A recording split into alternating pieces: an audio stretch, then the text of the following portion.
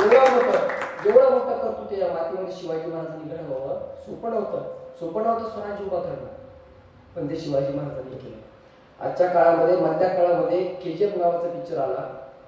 त्या पिक्चरचा आदर्श आमची मुलं घेतात की नाहीत मला माहित नाही, पण त्या पिक्चरची स्टोरी आज मला कुणाला सांगायची गरज नाही. ती स्टोरी प्रत्येकाला तोंडपाठ झाली, पण शिवाजी महाराजांचा इतिहास मात्र आम्हाला बेमीच्या देठापासून सांगावा लागतो की खऱ्या अर्थानं आपल्या मातीची शोकांतिका.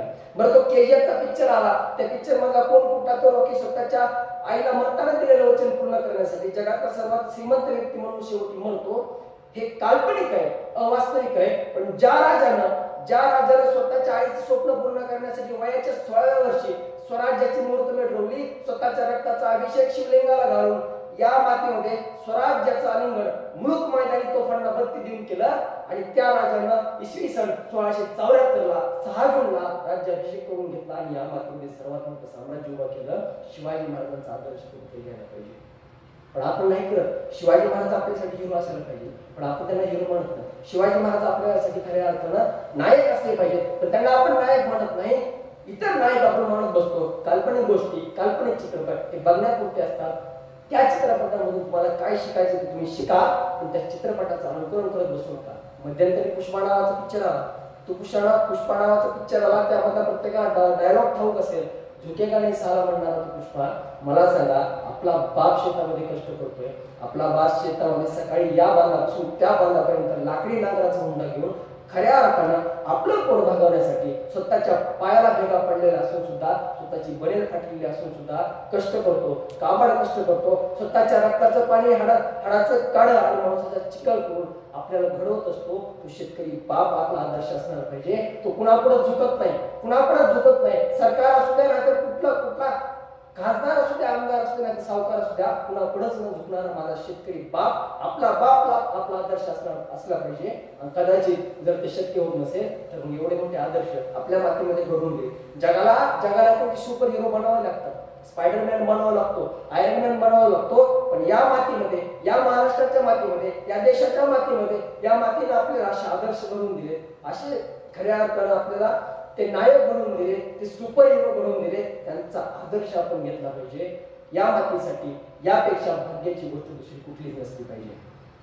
छत्रपती शिवाजी महाराजांना ठाऊक होतं, शिवाजी महाराजांचं आयुष्य हे फक्त आणि फक्त 50 वर्षाचं. या 50 वर्षाच्या आयुष्यामध्ये छत्रपती शिवाजी महाराजांच्या जीवनामध्ये किती अडचणी यावं, संकट किती यावं, संकट येत असतात, एकमेकाच्या हातामध्ये हात धरून संकट येत असतात, पण त्या संकटांना तोंड देणं एक खऱ्या अर्थानं एका मर्दाचं काम असतं. आणि ती गोष्ट करण्यासाठी आपल्यामध्ये संयम असावा लागतो. ती गोष्ट करण्यासाठी आपल्यामध्ये ते सामर्थ्य, ते शौर्य, ते कर्तृत्व आपल्यामध्ये असलं पाहिजे. ते कर्तृत्व आपल्यामध्ये असतं, आपल्या जनुकांमध्ये ते कर्तृत्व असतं. आपण शेतकऱ्याची पोरं आहोत, शेतकऱ्यामध्ये ते कर्तृत्व असतं, आणि त्या शेतकऱ्याचीच पोरं आपण असल्यामुळे आपल्या जनुकांमध्ये ते कर्तृत्वाचं रक्त आपल्या धमन्यांमध्ये वाहत असतं. फक्त आणि फक्त त्याला वेळ असते. एक ठिणगी पडली राखीतून कसं पेटून उठायचं ना, हे आपल्याला शिकवावं लागत नाही. हे आपल्यामध्ये मातीमध्ये आपल्याला ते घडवून दिलेलं आहे. मातीने आपल्याला केव्हा शिकवलेलं आहे. छत्रपती शिवाजी महाराजांचं साम्राज्य हे खऱ्या अर्थानं जगाला आदर्श आहे. पण आज आमचा महाराष्ट्र कुठल्या देशाने जगतो? हा महाराष्ट्र, अरे जिजाऊंच्या गळ्यातील माळ म्हणजे महाराष्ट्र, सईचं कुंकुवानं भरलेलं कपाळ म्हणजे महाराष्ट्र, कायम गरिबांचा जंजाळ होता तो महाराष्ट्र, छत्रपती शिवरायांचा सुवर्ण काळ म्हणजे महाराष्ट्र, कायम आठवणींचा भाळ म्हणजे महाराष्ट्र, छत्रपती शिवाजी महाराजांच्या पराक्रमाचा साक्षात्कार म्हणजे महाराष्ट्र, शाहूंच्या विचारांचा, बाबासाहेबांच्या लेखणीचा आणि अण्णाभाऊ साठेंच्या पोवाड्यांचा असलेला वारसदार म्हणजे माझा महाराष्ट्र. एक महाराष्ट्र राखला गेला पाहिजे. दिल्लीचे ही तख्त राखतो महाराष्ट्र माझा असं म्हणणारे उगाच म्हणत नाही. दिल्लीचं तख्त राखणं सुद्धा आपला महाराष्ट्र होता. आणि या महाराष्ट्रामध्ये काही गोष्टी घडतात, या महाराष्ट्रामध्ये अनेक गोष्टी घडून जातात. खऱ्या अर्थानं ज्या महाराष्ट्रामध्ये आज आपण पाहतो, आज आपण राहतो, त्या परिसरामध्ये फिरतो, त्या भागामध्ये फिरतो, आपल्याला काही गोष्टी समजल्या पाहिजे की मध्ये या मातीमध्ये आपण फक्त टेम्पररी झालो. शिवाजी महाराजांची जयंती आली की आपण फक्त टेम्पररी होऊन जातो. आतापर्यंत वर्षभर आपल्या प्रोफाईल फोटोला, आपल्या डीपीला शिवाजी महाराजांचा कधीच फोटो नसतो, वर्षभर आपला चेहरा त्या डीपीला असतो. पण शिवाजी महाराजांची जयंती महिन्यावर आली की आपण आपल्या डीपीला शिवाजी महाराजांचा फोटो लावतो. जयंती झाली की 5-6 दिवसानंतर तो डीपी काढून टाकतो. मला सांगा, आपली काय लायकी हो शिवाजी महाराजांचा फोटो काढून आपला फोटो लावणं? कुठली लायकी आपली? अरे शिवाजी महाराजांच्या कळवळीची सर सुद्धा आपल्याला येणार नाही आणि आपण शिवाजी महाराजांचा अपमान आपल्याच मातीमध्ये करतो. हे चुकीचं आहे. बाहेरच्या राज्यामध्ये मध्यंतरी तमिळनाडूमध्ये का कर्नाटकमध्ये शिवाजी महाराजांच्या स्मारकाला काळं फासण्यात आलं. ते काळं फासलं बाहेरच्या राज्यातल्या लोकांनी, पण याची सुरुवात आपणच करतो. मला सांगा, आपल्या प्रोफाईल फोटोला शिवाजी महाराजांचा आपण फोटो लावतो, पण तो कायम चिरंतन आपल्या प्रोफाईल फोटोला आपण कधीच ठेवत नाही, घालून टाकतो. त्याचा अर्थ असा की समजा एखाद्या ठिकाणी शिवाजी महाराजांची मूर्ती ठेवली आणि ती मूर्ती काढून तिथं आपली मूर्ती ठेवणं, तिथं हवेला जेव्हा आपल्याकडून संत गाडगे महाराज म्हणतात की सुरुवाती स्वतःपासून करा. संत गाडगे महाराज सकाळ सकाळी उठायचे, स्वतःच्या हातामध्ये झाडू घ्यायचे, स्वतःच्या हातामध्ये बकेट घ्यायचे आणि गाव झाडायला सुरुवात करायचे. ते विचार करत नव्हते माझ्यासोबत अजून 10 जण पाहिजेत मग मी सुरुवात करतो, अजिबात नाही. स्वतः उठायचे, गाव झाडायला लागायचे आणि जाता जाता बघता बघता तास झाले, 2 तास झाले, अख्खं गाव त्यांच्या मागं, अख्खं गाव झाडायला स्वच्छ करायला यायचं. सुरुवात स्वतःपासून केली पाहिजे. शिवाजी महाराजांच्या हवेलीला आपण स्वतःपासून जी सुरुवात केली ना, त्या हवेलीमुळेच बाहेरच्या राज्यामध्ये शिवाजी महाराजांच्या हवेलीला होते. या जगाच्या पाठीवर शिवाजी महाराजांचे अनेक स्मारक आहेत. स्मारक मोजता येणार नाही एवढी शिवाजी महाराजांची स्मारक आहेत. पण याच त्या महाराष्ट्राच्या मातीमध्ये शिवाजी महाराजांनी 350 वर्षांपूर्वी 365 किल्ल्यांचं साम्राज्य उभं केलं. खऱ्या अर्थानं त्या किल्ल्याला जपणं, त्या किल्ल्यांचं जतन करणं ही महत्वाची गोष्ट आहे. शिवाजी महाराजांचे खरे स्मारक ते मध्यंतरी मालवणमध्ये शिवाजी महाराजांचा पुतळा पडला, चिखलामध्ये लोळत होता पुतळा. ठराविक लोकांची नावं सोडली तर किती जण रस्त्यावर निषेध करण्यासाठी उठले?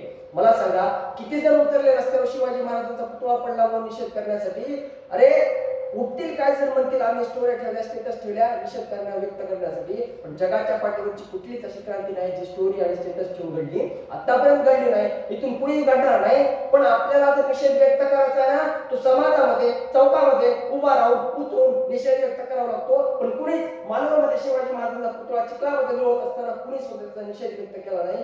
या मातीची खंत आहे. खऱ्या अर्थाने पुतळे उभेच करू नका. तो पुतळा उभा करणारा इंजिनियर आम्हाला सांगतो की समुद्रामध्ये जोरात वारा चालू होता, समुद्रामध्ये जोरात वारा चालू असल्या कारणानं तो पुतळा पडला. अरे त्या इंजिनियरला रायगडावरची हिरोजी इंदलकराची नाव कोरलेली ती पायरी जर दाखवली असती ना, त्याला कळलं असतं प्रत्येक गोष्ट ही टक्केवारीमध्ये होत नाही, स्वतःचं इमान सुद्धा द्यावं लागतं.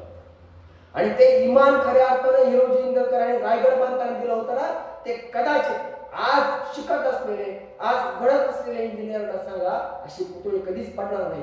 का बरं? जगाच्या पाठीवर किती पुतळे झाले, ते का पडलेले? शिवाजी महाराजांचा पुतळा का पडतो आणि त्या पुतळ्यावर गलिच्छ राजकारण करणाऱ्यांचे पुढारी लाजा वाटत नाही त्यांना? शिवाजी महाराजांचा पुतळा पडलाय, शिवाजी महाराजांचा पुतळा पडलाय ना, पण त्याचा जीर्णोद्धार करा. नाही तर मग पुतळे उभाच करू नका, कुठली तरी एक गोष्ट करा ना. पण नाही, आम्हाला पुतळे उभ्या करायचे, आम्हाला मत पाहिजेत. आज सुद्धा या महाराष्ट्राच्या पाठीवर कितीतरी पुतळे, कितीतरी स्मारक उभं करण्याचे त्या ठिकाणी निघतात. आम्हाला एवढं शिवाजी महाराज स्मारक उभं करायचंय. मी म्हणतो शिवाजी महाराजांचं स्मारक उभं करण्यापेक्षा शिवाजी महाराजांचे किल्ले जतन करा. आज काय अवस्था आहे त्या पुरंदरची, पन्हाळ्याची काय अवस्था आहे? टोकापर्यंत एसटी जाते, टोकापर्यंत एसटी जाते. ज्या किल्ल्यावर शिवाजी महाराज राहिले, ज्या किल्ल्यावर शिवाजी महाराज वाढले, ज्या किल्ल्यावर शिवाजी महाराजांनी राहून स्वराज्याचा कारभार केला, त्या किल्ल्याची अवस्था आज आपण कशी करून टाकली? दगड दगड सह्याद्रीमध्ये वाहून चालला. त्या सह्याद्री बघते 350 वर्ष झाली ती सह्याद्री बघते. या किल्ल्याची अवस्था काय? या किल्ल्याची अवस्था कशी होते आणि कशी झाली ही सह्याद्री बघते. याचा साक्षात्कार आणि सगळ्यात मोठी साक्षी असणारा सह्याद्री आपल्याला सांगून जातो की शिवाजी महाराजांचे किल्ले कसे होते आणि किल्ल्यांची आज अवस्था कशी झाली. आणि ही अवस्था आपणच केली. शिवाजी महाराजांचे किल्ले बघायला बाहेरचे लोक कमी प्रमाणात येतात, पण आपल्याच मातीची पोरं जास्त बघायला जातात. आणि आपल्या किल्ल्याचं वजन वाटवलं जर कोणी केलं असेल तर आपल्याच मातीतल्या पोरांनी केलं. अनेक जण आहेत, त्यांचा अभिमान आपल्याला वाटला पाहिजे. गडावर जातात, गडाची स्वच्छता करतात, गडाचं संवर्धन करतात, गडाचं जतन करतात. खऱ्या अर्थाने त्यांचा अभिमान या मातीसाठी आहे. अनेक अनेक प्रतिष्ठानं, अनेक ग्रुप, अनेक मंडळं त्या ठिकाणी आहेत जे गडाचं संवर्धन करतात. पण मला वाटतं गडाचं संवर्धन करत असताना तेवढ्यानेच काय करायचं, हा वारसा सगळ्यांचा आहे, हा अखंड महाराष्ट्राचा वारसा प्रत्येकाने जपला पाहिजे. सरकार जरी लक्ष देत नसू द्या, पण आपण लक्ष दिलं गेलं पाहिजे. रायगड असू द्या किंवा शिवाजी महाराजांचे 365 किल्ले असू द्या, प्रत्येक किल्ल्याला तेवढंच महत्व देऊन, तेवढंच आदर्शाचं स्थान देऊन, चालतं बोलतं व्यासपीठ समजून खऱ्या अर्थाने त्यांचं जतन या मातीमध्ये केलं पाहिजे. आणि ते जतन कुठेतरी घडत नाही. आयुष्यामध्ये एकदा तरी स्वतःच जर लग्न झालं ना, तर एक वेळ कुलदैवताला जाऊ नका, पण छत्रपती शिवाजी महाराजांची समाधी असणार रायगडला तो बघून या.